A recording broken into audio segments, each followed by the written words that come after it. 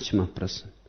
कल आपने कहा कि भोग की यात्रा अंततः योग पर पहुंचा देती है। कृपा करके समझाइए क्या योग की यात्रा जीवन की वर्तुलाकार गति के कारण पुनः भोग पर पहुंचा देती है? क्या भोग योग से अतिक्रमण जैसा कुछ भी नहीं है? कृपा करके अष्टावक्र के संदर्भ में हमें समझाइए। भोग की यात्रा योग पर पहुंचा देती है अगर रुके ना कहीं। जरूरी नहीं कि पहुंच ही जाओ। अगर अटक गए तांबे की खदान पर तो तांबे पे अटके रहोगे।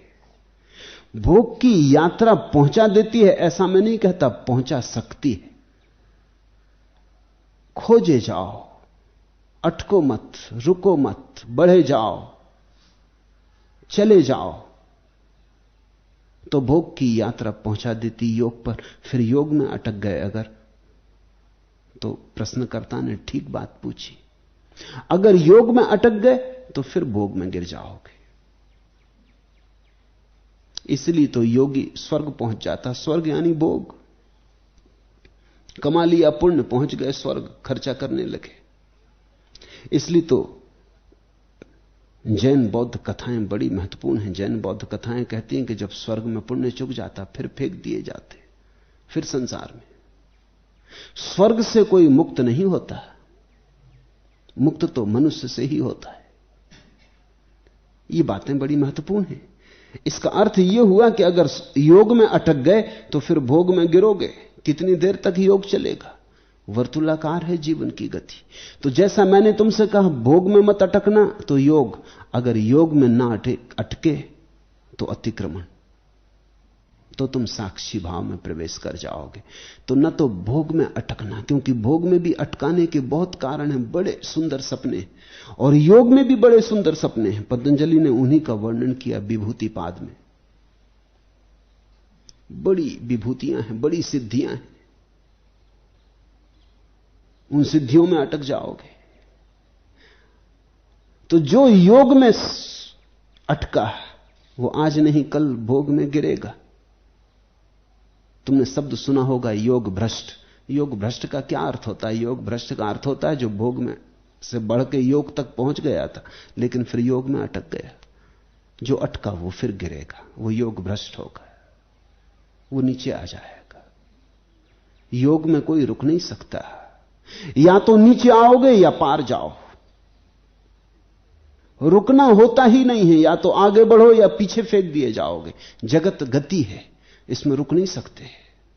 इसमें रुके कि या तो पीछे हटने लगोगे या आगे बढ़ना पड़ेगा। एडिंगटन ने लिखा है कि जगत में स्थिति जैसी कोई स्थिति नहीं। यहां कोई चीज स्थिर तो है ही नहीं। अभी ये वृक्ष या तो बढ़ रहे हैं या घट रहे हैं। बच्चा या तो बड़ा हो रहा है, जवान घट रहा है, बूढ़ा घट रहा है, लेकिन घटना बढ़ना चल रहा है। तुम ऐसा नहीं कह सकते कि एक आदमी जवानी में रुक गया है। रुकना यहां होते नहीं। जो जवानी में है वो बूढ़ा हो ही रहा है, पता चले न चले, आज पता चले कल चले, लेकिन जो जवान है वो बूढ़ा हो रहा है। जो बच्चा है वो जवान हो रहा है। जो बूढ़ा है वो मरने में उतर रहा है। जो मरने में उतर रहा है वो नए जन्म की तलाश कर रहा है। वर्तुलाकार घूम रहा है जीवन का चक्र। बढ़ते जाओ, योग से बढ़ना है आगे। उसी स्थिति का नाम साखी, साक्षी, अतिक्रमण।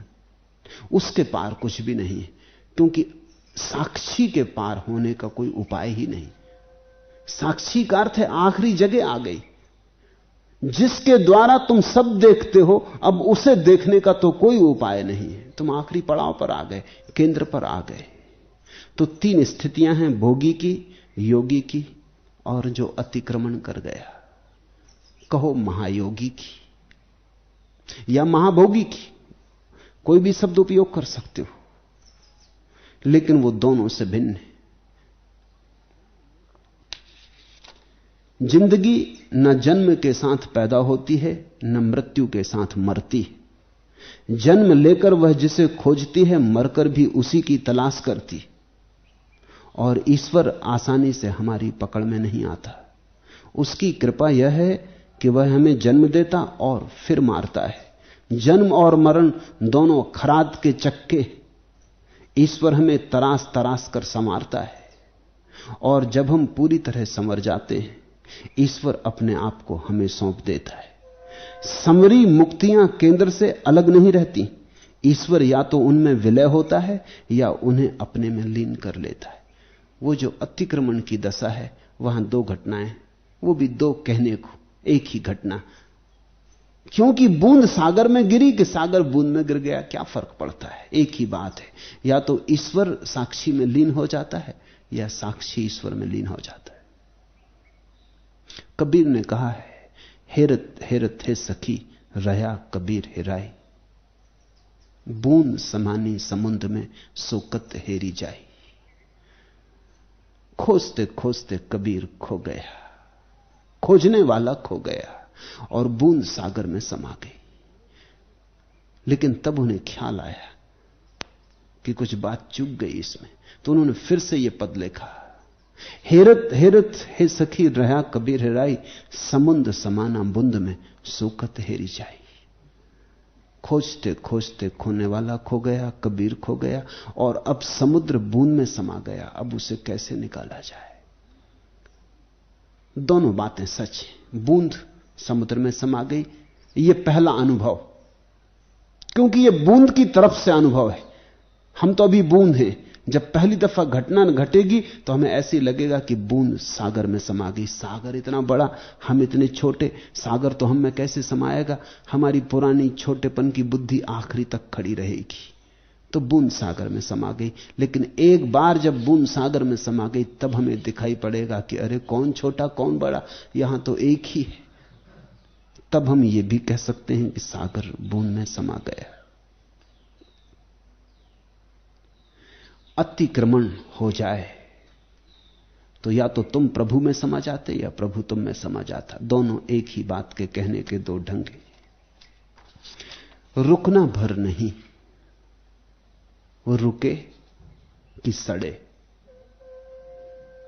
कहीं भी मत रुकना,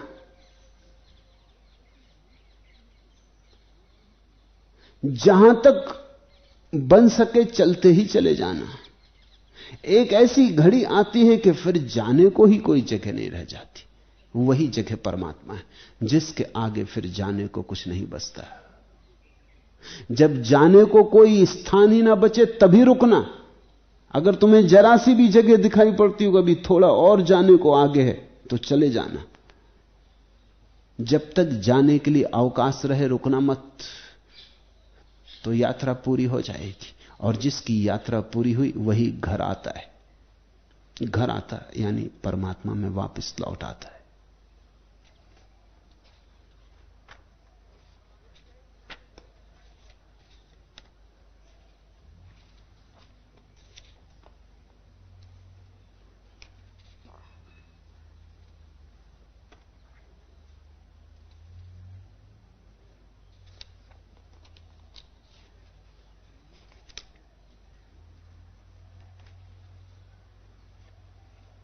आखिरी प्रश्न,